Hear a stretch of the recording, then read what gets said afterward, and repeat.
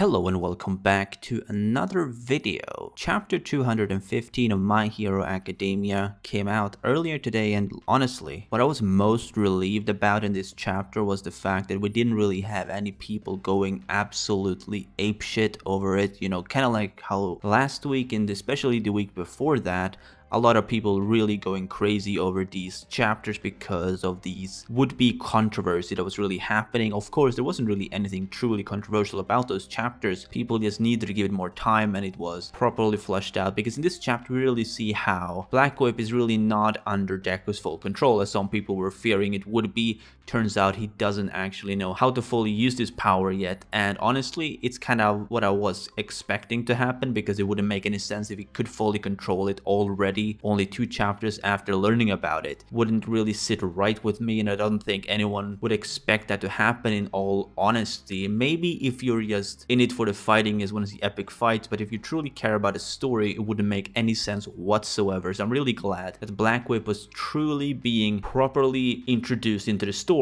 by having Deku being able to activate it, but he can't really control it the way he wanted to, because as we saw, much like in the very early stages of My Hero, when Deku first activated One for All, when he punched the giant robot to save Ochako way back. I don't remember exactly what chapter or episode it was, but it's kind of a repeat of that, because we see how he's able to activate it, but he doesn't really have any control over it. Like, there's no way he can actually utilize it the way he wants it to, because the pain is just too much. In the early stages, he's managed just to punch a robot, but after that, the quirk kind of just diminishes and he falls down with no way of really defending himself or being able to cushion the blow. I mean, he wants to break one of his fingers to do it, but what I'm trying to get at is that he doesn't really have any control now, and he didn't really have any control then either. Now, it's of course a little bit different, because right now he is a little more self-aware. He understands that he can't use it at 100%. That's gonna really fuck his body up, probably. We don't really know exactly how or what body parts are gonna be mostly affected when using Black Whip, because it's probably gonna be a bit different from when he uses his stockpiling power, which he is so used to right now. When he used 100% with his stockpiling, it seemingly broke his entire arm whenever he punched. So with Black Whip, it really looks like it's centered around the hands or the wrists. So I imagine if he were to use that at unimaginable force, like 100% let's say, it would truly mess up his body, I would say, honestly, because I don't see why using Black Whip would be any different. It's still part of One for All, meaning it still has that same tremendous power. Yes, it's being utilized a lot differently from, say, brute force. Now, another thing that I really enjoyed in the chapter is what we saw that wasn't really to do with Deku, because we saw obviously at first Ochako and Monoma's fight continues. We see how Monoma kind of explains or try to bluff with his quirk legs, trying to hold a conversation with Ochako, trying to get under her skin really, in order to make her maybe believe that he has a last quirk up his sleeve that she doesn't know about. Maybe he doesn't, she doesn't really know. She imprisons Monoma, but at the end of the day, he's able to actually use that 4th power, which he eventually does have, while he is in prison, which was quite interesting to see how he was able to use that power even after he was actually taken into that prison cell, which I guess not a lot of people were really expecting, because at the end of the day he was captured. So you think, okay, he's out of the game.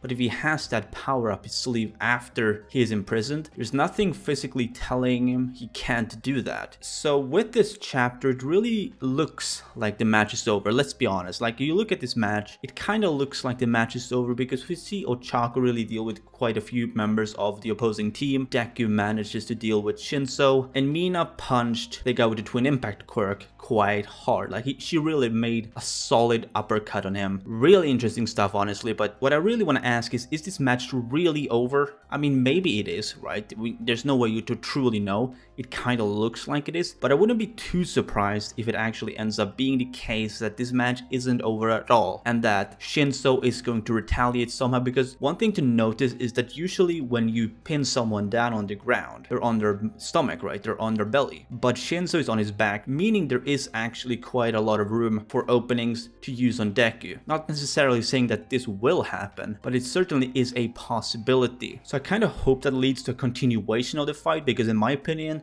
the fight between Shinso and Deku was quite short, so I'd really like to see that continue on even further. Kind of like, I guess it would be more of a one-on-one situation rather than a team effort at that point, so we're gonna see them fight uninterrupted, which would be really interesting because we've been waiting for something like that ever since the sports festival when we saw their initial fight. When we saw the very first time Shinso and Deku fought in the ring, I would really like to see them fight without getting interrupted by any other forces or any other people. It would be really interesting to see, honestly. And that could really lead up to the teachers seeing the true potential in Shinso and eventually putting him in one of the hero classes, either 1A or 1B. I'm personally betting on 1B, as I've said before, but even if he gets into 1A, I would not complain. Some of the other things that I noticed throughout the chapter was things that didn't really have to do with the match, like All Might. Let's talk about All Might for a second, because he noticed during this chapter, quite early on in this chapter in fact, that something changed drastically within Deku in just the span of a few minutes. And for All Might to react like that really tells you that he doesn't really understand what's going on. Obviously, he doesn't recognize this power at all, because when All Might had One for All, when he was the One for All user in action, the quirk hadn't really reached a point where all of these quirks started to emerge. And I think this is going to lead up to Deku really having to tell All Might about these changes, and he's gonna have to ask All Might how to approach this, because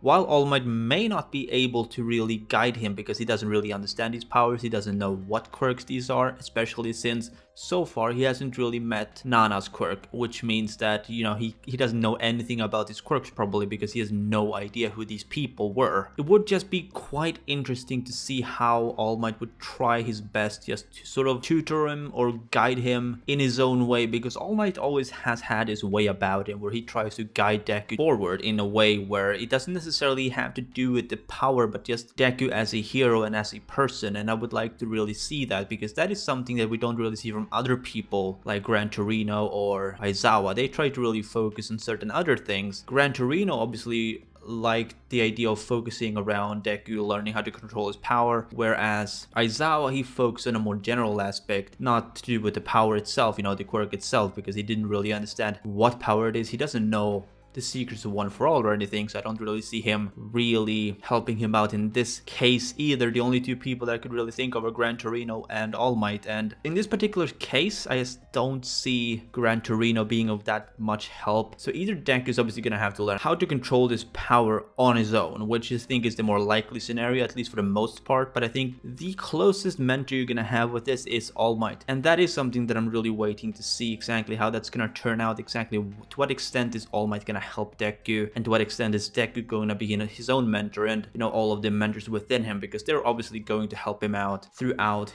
the series runtime, because I mean, this is the first quirk out of 6 quirks, right? So he's gonna have to learn how to find all of these quirks, and he's gonna have to find unique ways of using every individual quirk, and that is something that I actually find to be fucking fantastic. Mostly because it means that even if he manages to hit the peak of 100% of the quirk itself, you know, if he becomes strong enough to use 100% of One for All, let's assume he were to learn how to tap into that power quite early, these 6 quirks are still gonna be a learning process. Even if he has the power to use them, he may not actually have the knowledge to use them. Anyway, I'm gonna end the review here, so let me know what you think down below in the comments about this chapter of My Hero Academia, chapter 215, and do you think Shinso and Deku's match is truly over, or do you think it's actually gonna continue in some shape or form? Do you think Shinso is actually going to surprise Deku by somehow overpowering him, causing Deku to lose his grip over Shinso, and the match will then